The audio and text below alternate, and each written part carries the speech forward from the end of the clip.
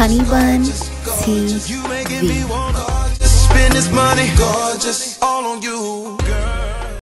Hey honey buns, and what is up? Watch me construct how to make an inbuilt corset mermaid dress, my version. All you're gonna need is approximately 4 to 5 yards of fabric, some lining, boning, scissors, of course measuring tape, and some interfacing, which I will put all of these things in the below box description. Now first things first, as you can see me here doing, I'm literally just writing down the directions on how to make a mermaid skirt for later on in the future, so I won't forget the measurements. And here I am literally just cutting the pattern.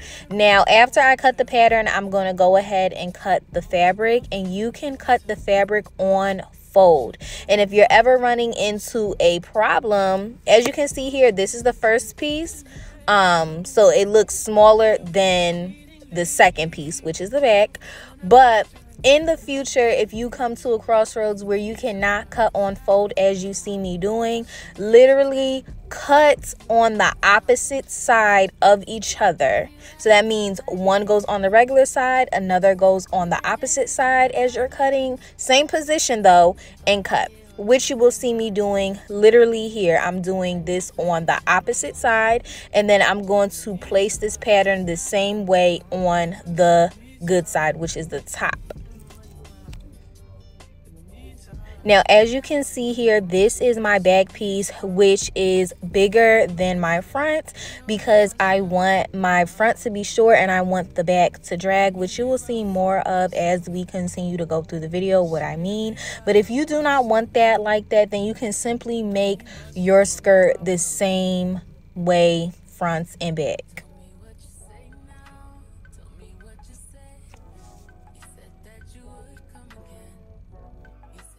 Now that we've cut everything, as you can see me here doing, I'm just piecing these together so I can make sure that I have correct pieces to correct sides. So this is the back side. As I said, I wasn't able to cut it on fold, and that's why there's two pieces. So I'm gonna pin them together, and this is just me putting the top piece on. And I did make a mistake because I should have cut the bottom more curved and I cut it straight, but it is totally okay and fine. When we put a hem in, you're not even going to be able to tell. Now for the back of the skirt, what I did was use approximately a 8-inch zipper for the back.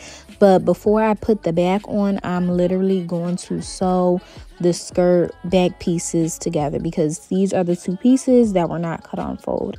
And how I'm going to do that is literally sewing right sides together all the way down, starting at the top and then to the floor. And because I'm working with velvet, take your time. It is no rush. After I sewed the pieces together, I went ahead and I measured out where the zipper was going to start and where the zipper was going to stop. As you can see here, I have it down approximately 1 inch because I am literally going to fold the top piece over because I don't want a raw edge.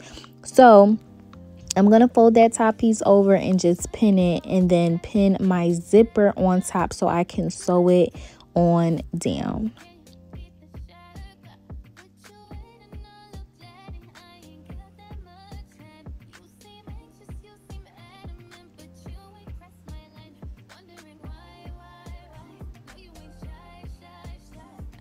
And now I'm literally just going to sew the other piece on. Now this zipper does not come off. You don't want a zipper that comes off. You want a zipper that is metal and kind of like a jacket, so you don't have to worry about the other side coming off. It can be very convenient though. And now here I'm just going ahead and finishing off the rest of the back piece. Now that we've got that together, I am going to sew both sides together. So I'm going to sew the top, which is the front, and the back together, side by side, hip by hip seam, front to down. Well, top to down, not front to down, top to down.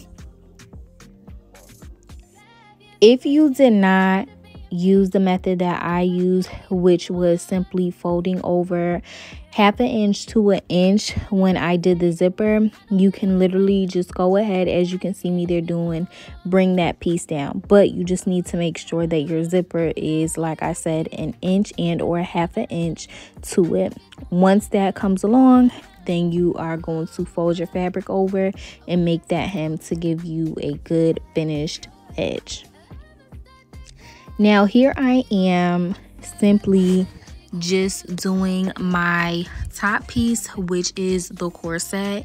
Now of course I'm recording on my phone, so I didn't get the whole thing from the top to the bottom, but all I'm doing here is literally just piecing my corset pieces together.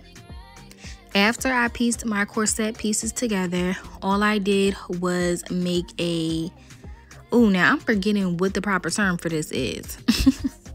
You're gonna make kind of like a chain, a chain airway. I want to say highway, either or. You are going to sew 2 lines down from each seam. So 1 sewing line on each seam. Channelways, that is the word, okay? You are going to make those because we are going to be using boning, and the boning needs to get through somewhere, so that's why I did that. Now, as you saw, I did lift up the broad cups, and you seen me lift up A and B. A and B are going to get sewn together, and I put the broad cups in while I did that as well. This is just me showing you guys how I constructed it. This is actually my first time, and that's why I'm taking my time, and that's why I'm telling you to take your time, because I may make this again and discover there's another way that I should have made it, which there is. So after all that rigmarole, we are going to take the broad cup and we are going to line it up to that middle point, as I just showed you, that middle seam as you see right there, and we are going to go around each cup to sew it to the edges, which is going to be the top of the corset. Typically when I sew my broad cups on, I start from the middle and go to the end, and then I start from the other middle point. Well, it ain't no other middle point. I start from the middle and then go to the left. So when I start from the middle, go to the right, middle, go to the left. And as you can see there, that's how it should look with your broad cup and everything in. So now after that, as you can see why I said it's important to make the channel ways, we are going to grab our boning. Now my boning has been rolled up like a pack of hot dogs for some years now, so that's why it is so curvy. You can literally try ironing it when it is inside the fabric, and that worked for me. That straightened them out, but don't keep your boning sitting around like that. And after that, I literally put it inside the channel ways, and they worked like that. And also you kind of want to as well hem the bottom of that, because you don't want the boning to come out.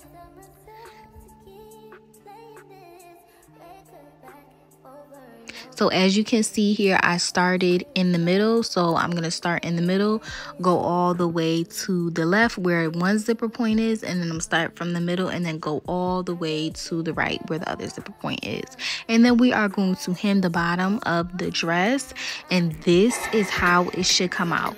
Isn't she cute? See you honey buns on HoneyBunTv next week. Mwah.